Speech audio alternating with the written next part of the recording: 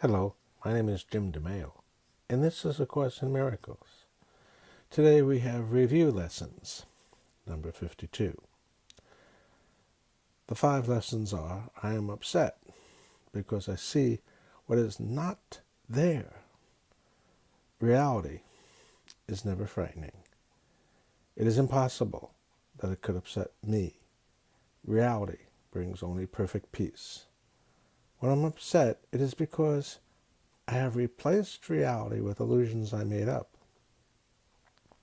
The illusions are upsetting because I have given them reality and thus regard reality as an illusion. Nothing in God's creation is affected in any way by this confusion of mine. I'm always upset by nothing. It's pretty important to realize that when he uses the word reality, he is referring to eternity. Some of the illusions that he is referring to, that we believe in, time, space, our identity with this body, things like that. So yeah, those illusions certainly do upset us. He's not doubting that for a moment. But he's trying to remind us of what is eternal and therefore unchangeable. It does not upset us.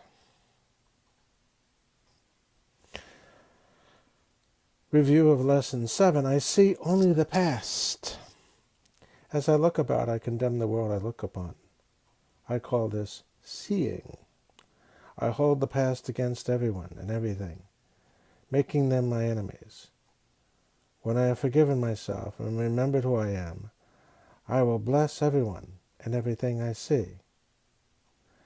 There will be no past and therefore no enemies, and I will look with love on all that failed to see before. The ego only sees with the past. It doesn't see the present at all. This reminds me of a scene in Air Cargo. What can I tell you? I'm a big fan of the characters in that movie. And one of the characters, the epitome of so-called evil, a kind of a tiny little guy, but everyone was terrified of him. Why? Because his ability to be cruel and painful was beyond most people's expectations or even imaginations. So everyone was afraid of this guy. And in the movie, he has the opportunity on the playground, on a children's playground, with a little girl. The little girl does not see him the way we do. And so the scene is well done. We're terrified for the little girl. What is he going to do to this little girl? And what happens is he makes friends with the little girl. She does with him.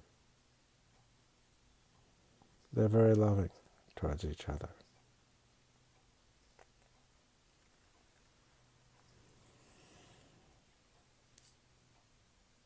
Review lesson number 8.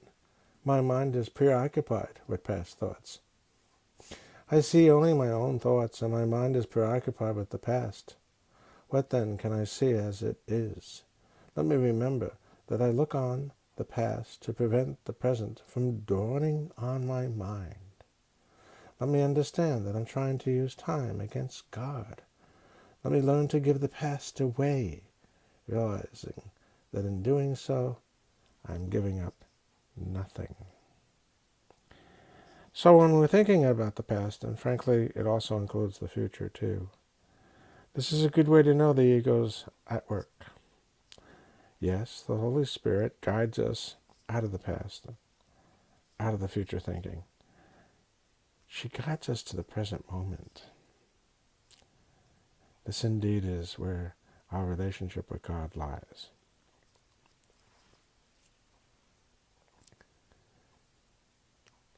Review lesson number 9. I see nothing as it is now. If I see nothing as it is now, I can truly be said that I see nothing. I can see only what is now. The choice is not whether to see the past or the present. The choice is merely whether to see or not. What I've chosen to see has cost me vision.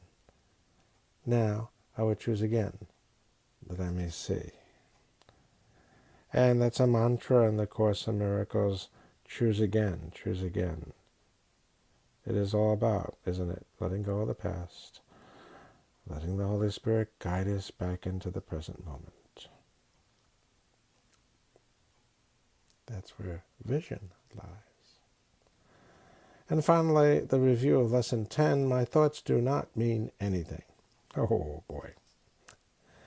I have no private thoughts, yet it is only private thoughts of which I am aware. What can these thoughts mean? They do not exist, so they mean nothing. Yet my mind is part of creation and part of the Creator. Would I not rather join the thinking of the universe than to obscure all that is really mine with my pitiful and meaningless so-called private thoughts? So it's pretty easy to sink deeper and deeper down through the hole into the private world of the ego. It thinks of itself as no one else being there. It thinks of itself as alone. Why do these thoughts mean nothing? Because they're not eternal. Instead, they're the hell that we suffer when we choose to allow ourselves to be caught in the illusion of separation from one another and God. What is thinking then? Thinking is simply allowing the present moment, allowing your rational mind to look upon, to actually see, to have vision. Look, it's not a mystery, it's not a difficult thing to do. You do it every day, actually. You do it more often than you think. But when you start suffering, worrying, become anxious or depressed, all of us have those feelings. It is simply because we've been distracted again. Think again. Choose again. Allow the Holy Spirit to guide you through whatever is troubling you, back to the present moment. To be with others, to be all-inclusive with others, and to be with our Creator. We'll talk again. Bye for now.